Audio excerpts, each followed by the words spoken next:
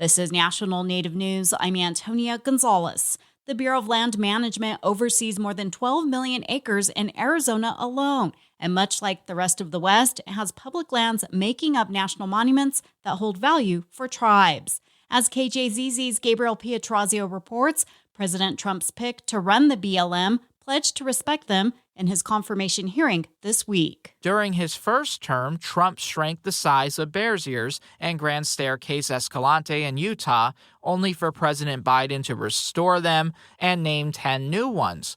Former New Mexico Congressman Steve Pierce was committed to honoring those sites when asked by California Democratic U.S. Senator Alex Padilla. Yes or no? Yes. Thank you. That's a great answer. Short, clear, concise, and on the record. The Native Americans sometimes are overlooked from Washington, and not just sometimes, far too often. We became a voice for them and would continue to do that. Pierce doubled down when Senator Ruben Gallego asked about Arizona's Baj Nawajo Iktaktut Veni that Biden created near the South Rim in 2023. In the Grand Canyon, it's one of the most magnificent things, frankly, in the world.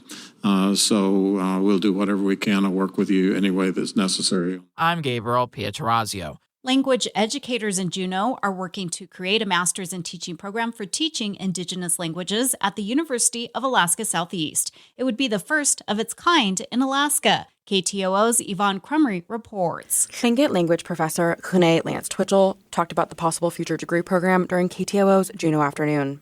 My colleague Ida Heather Burge and I collaborating to create a certificate in teaching Indigenous languages.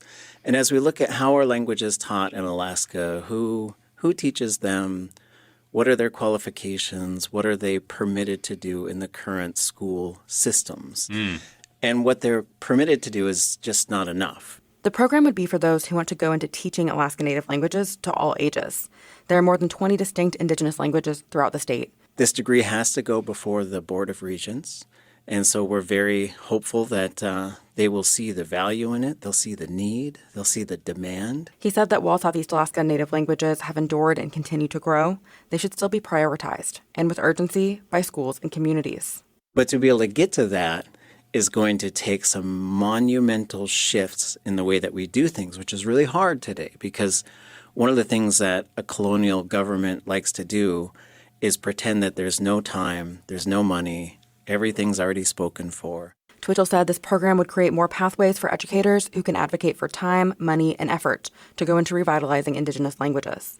And he said the program would focus on the hows of teaching Indigenous languages, how to create schools, build programs, and what materials to use. University officials are currently reviewing the proposal.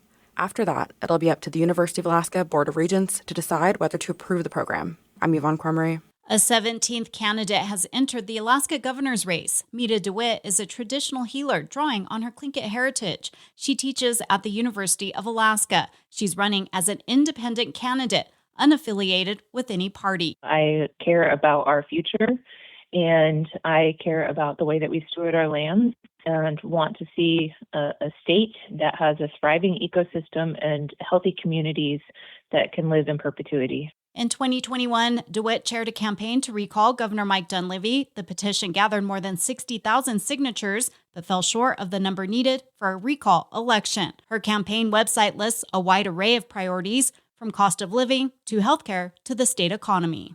I'm Antonia Gonzalez.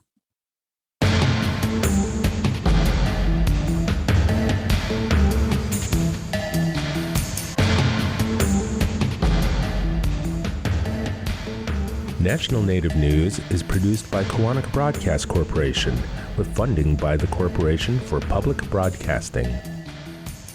Support by the Gathering of Nations Powwow. The last dance is this April 24th and 25th at Expo, New Mexico. Main Street will be Native Route 66 with classic cars, motorcycles, roving dance performances, and more.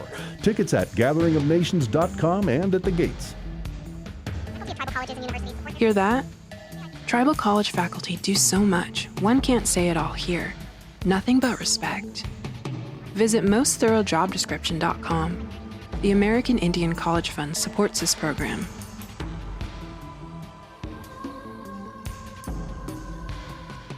Native Voice One, the Native American Radio Network.